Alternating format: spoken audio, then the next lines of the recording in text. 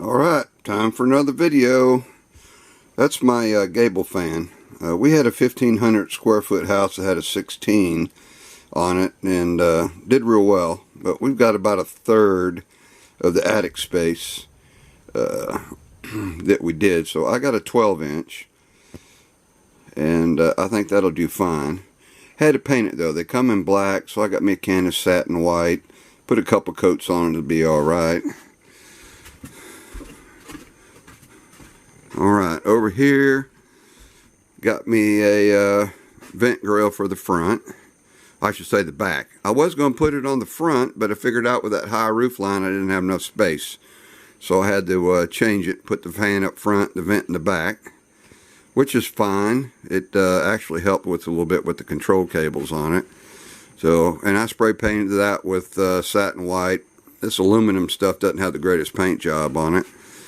And what I do is I go ahead, this is the one for my vent. I just make a frame, screw it and glue it together, put a little flange on there because I got to put a 1x4 trim on the outside of the house to hold it in place. What I do is I put construction adhesive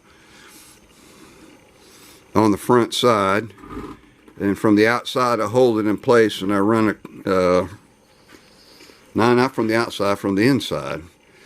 I run me a 3.5-inch screw through the siding to kind of hold it in place, and then I go outside and screw down the siding with 1.5 decking screws so it won't rust. So, and it's fun cutting them studs out when they're in place, because you got to cut your hole out and then you got to drop down for the flange here. So I had to cut out some studs. That was fun. Don't like doing that. Also, when it comes to the fan, let me come over here. My controller is going to sit in that 4-gang box. I'm going to get me a 4-gang blank box, put the controller mounted to it, and then a rubber grommet on the side so I can pull the wires from the bottom of the control unit and then put it in there and run up the conduit. So when I put conduit up, in case I ever have to change it, you never know, something might go wrong. Temperature sensor goes up there, and I imagine those probably go bad after time, so I can just go ahead and poke it through and pull it back through. 4-gang cover plates are hard to find, blank ones that is, so I'm going to have to go by my electrical supply house and see if they got them. So that's on that stuff. Let me upload another one.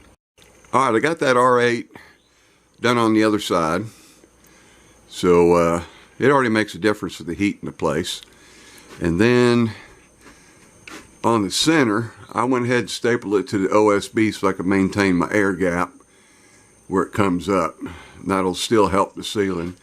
I got my last home run done going to the back, so I finally zip tied all my wires to that 1.5-inch vent pipe going to the front sink.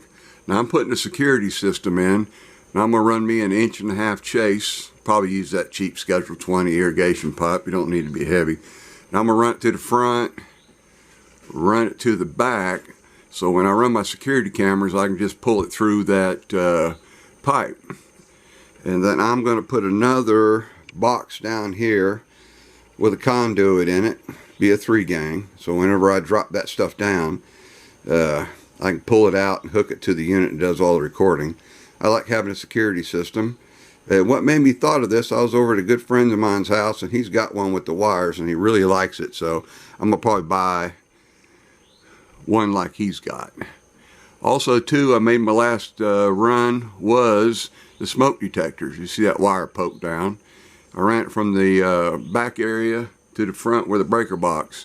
Now, I'm breaking my smoke detector systems into 2 sections. I'm going to have, let's see, 1, 2, 3. I'm going to have 4 on the circuit that runs back here. And then up front, I'll have 3. Of course, there'll be a combustible gas detector at the tail end of the run on both sides. So that worked out good. And I got the wires out of the way, so when I run that other pipe through, it ain't in the way. And I'll just wire tie it to everything else. So that's another one.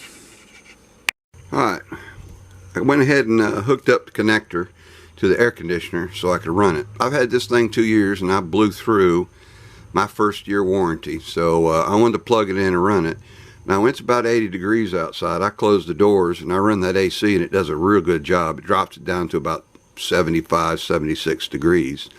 So I know it's going to work good. Now I put a 2-gang box in there because this number 10, that stuff's pretty tough to work with. And I left this loop in here so I can pull it out, do my thing, go back in there and kind of bend it where it pops back in there.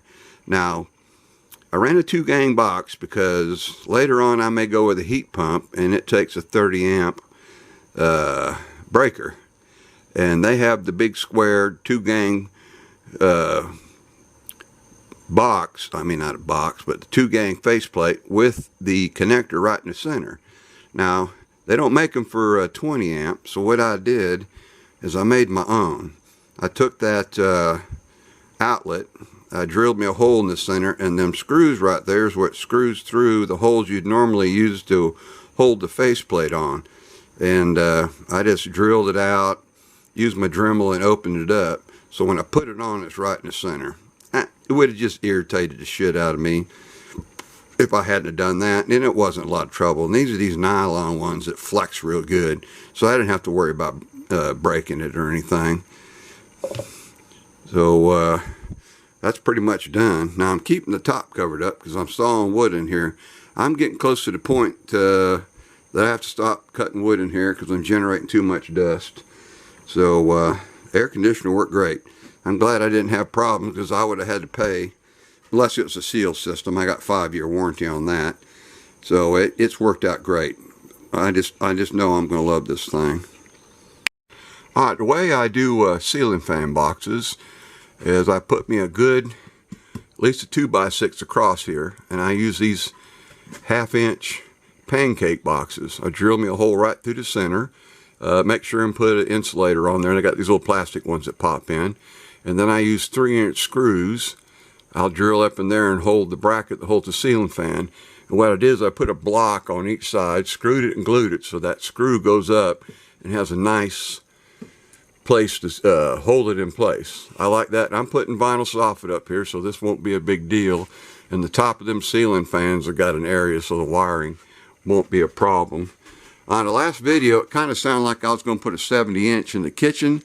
I'm not. It's going to be about a 42. In here, I did the same thing up top. It's going to be a 70 or 75-inch ceiling fan, and I'll bring it down probably level with that joist up there, because I want the air moving, pulling that hot air down so it can get to the air conditioner. And I've always done all my ceiling fans like that everywhere I've ever been, and it works out good. I've never had one fall off. They stay nice and tight. So that's just something the way I do it that way. Alright, another place I use those pancake boxes, on the outside, it's only 3/8, and it's got a little bit of ridges and stuff, and I don't trust them black rubber grommets that come with outside fixtures. So what I do is I screw this to the house, I put construction adhesive around it, and I caulk the outside. Now I got a nice flat surface there.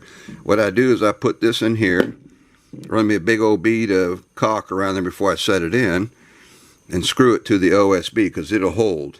And where it comes through the back side of the house, I fill that up with that rubberized caulk, and then I go outside and I finish it up. So then that way I don't have any way for that to leak. This is nice and flat, so when I put a exterior light, that grommet will sit flat on it, and I ain't got to worry about leaks. I hate leaks, and water always finds a way.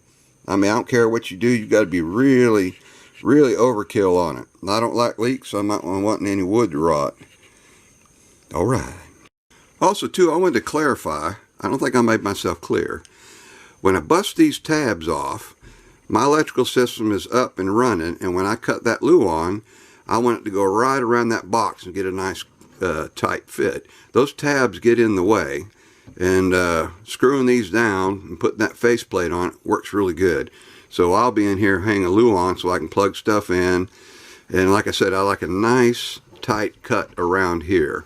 So that works out good. Also, I'm using these deep boxes. There's no way to insulate it, so I'm going to use those foam gaskets that you put down before you put your light switch on, so I can kind of reduce some of the heat going through. I'm always trying to figure out ways to keep it from getting hot. Now these, when I made these tees for this wall, I got a big old gap in there, and that's going to make a hot spot. So what I'll do is I'll drill me a little bit big enough hole to squirt some expansion foam in there. Of course, I'll tape this off all the way around because it'll come out and make a mess. And then I'll just trim it off when I'm done. I'm going to do that everywhere I can get to, and then that keeps me from getting a hot spot. I used to work for a company, and we'd go out and evaluate houses, mainly older ones, put a blower door in. We had a thermal camera, and we could go around and find out where all the hot spots are, or there was air leaking, and we installed a lot of those gaskets behind there to keep for air intrusion. We did the blower door first. We went around and did everything we could, and then put the blower door back in and see how much we improved it. And you can improve a lot of air getting in. You know, and every outlet, like I said, on these deep boxes, I'm going to put one on the front of it before I put that cover plate. Like I said, it's going to get hot in Florida, and every single place that I can insulate it a little bit better, I will. Now, I save my cutoffs from insulation, little tiny pieces, and what I do is everywhere where it goes through the top, I get me a screwdriver and a little bit of that fiberglass, and I poke it up in these holes around it, and I seal it up. Because with that fan going, I don't want the air getting sucked out of my walls going to that vent fan. So I know it's little things, but you know, all these little things add up when it comes to keeping your house cooler. I don't care about the winter. We don't get them bad. But the heat is what I'm trying to control. All right, in here in the bathroom with my heater, since it's got a metal enclosure, I forgot that I have to have a GFI on it. So I put me a GFI. That top box is going to be for the GFI going to the heater. And the bottom one I moved over to have it right under it, and that's where my combustible gas detector go. And it's at the tail end of that run. So I'm just using the one hot leg, neutral, and ground. Now, speaking of heaters,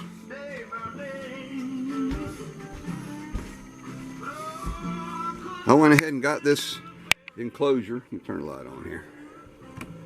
I went ahead and got the enclosure done. I couldn't use those bronze because they're set for 16-inch on center studs. And nothing hardly in this house is on 16s. So what I had to do is buy some cadets. They're a little bit smaller, and they take up a lot less space. And they're 1,000 watts, which is fine. It's only 8.3 amps. So that's what, 16.6, and the number 20, that number 12 wires, 20 amps. So that's going to work out good. I don't mind that a bit. And I just put the bottom of the heater at 16 inches like on my outlets. And I had to keep it down here because we're putting a big old giant king size bed in here. It was my dad's. I tried to sell it. Nobody wanted it. So we're just going to fill this room up. It's going to actually be a bedroom. We'll have 10 inches here to get by. Of course, we'll have a lot more here at the end, get into the closet. So I couldn't have that thing anywhere near the bed. So this is the best place. There's nothing around it that'll catch on fire. So there's another one. Well, I've been getting my bats up. At 32 foot, I think, is what it is. Continuous roll. I get 4 runs. So I've been putting this stuff up. And I ordered some more of that stuff that I put in the walls. This stuff here. And what I'd normally been using is a double side. Well, they sent me a big old giant box. I knew there was something going on. And it must have been 200 foot. And it's only got the thermal barrier on one side. So what I did is I turned it around, put the white side in, and stapled it off. And it does make a difference. I can put my hand on the siding where I don't have it, and it's hot, and this is cool. So that worked out good. I was able to do a hell of a lot more.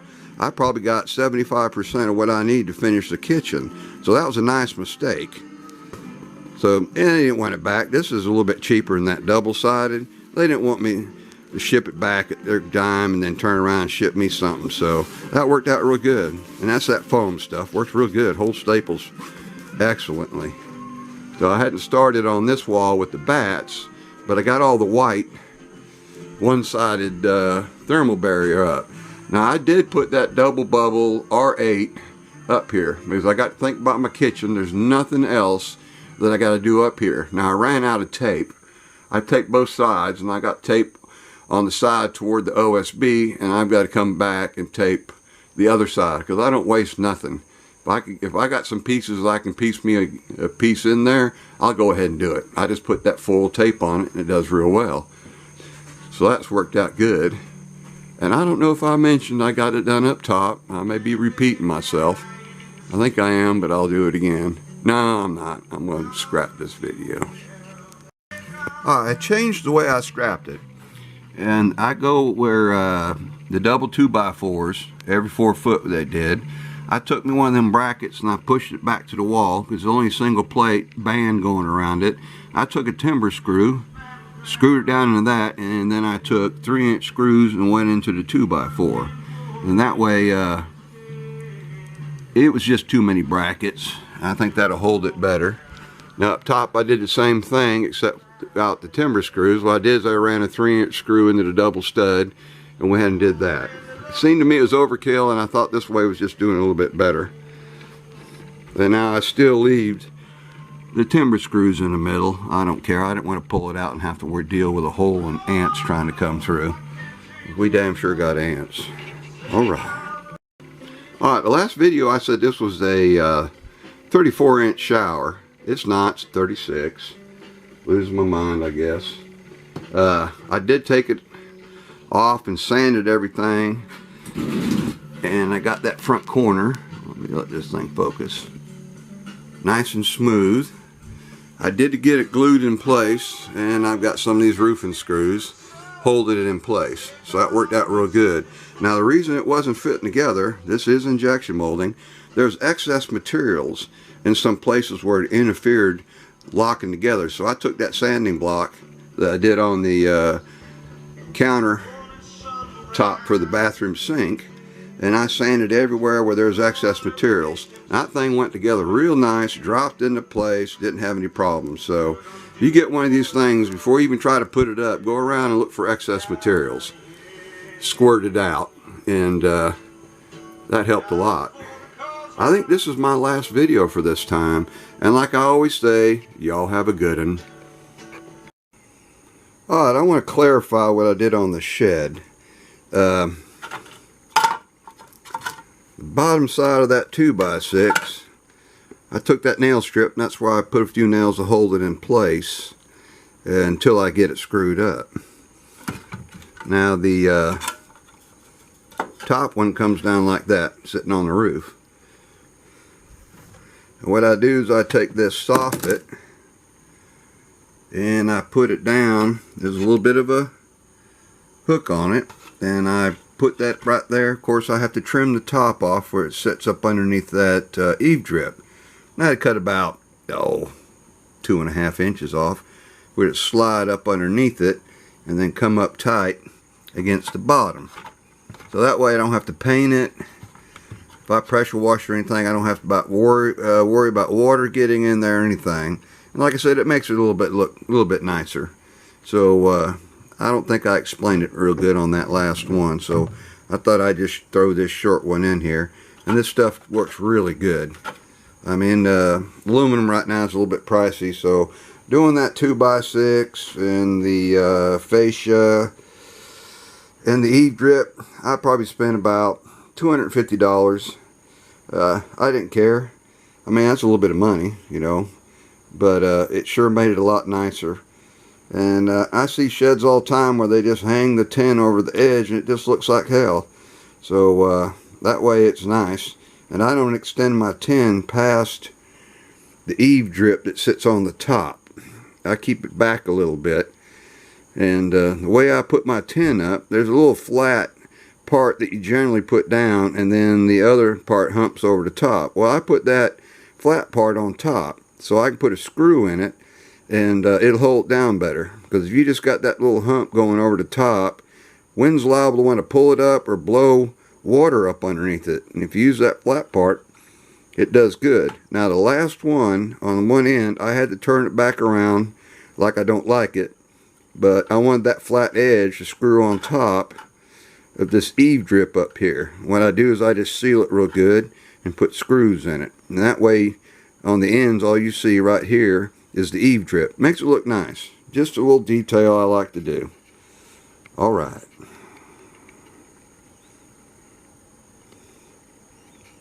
Alright, let me add a little one that's got a funny story.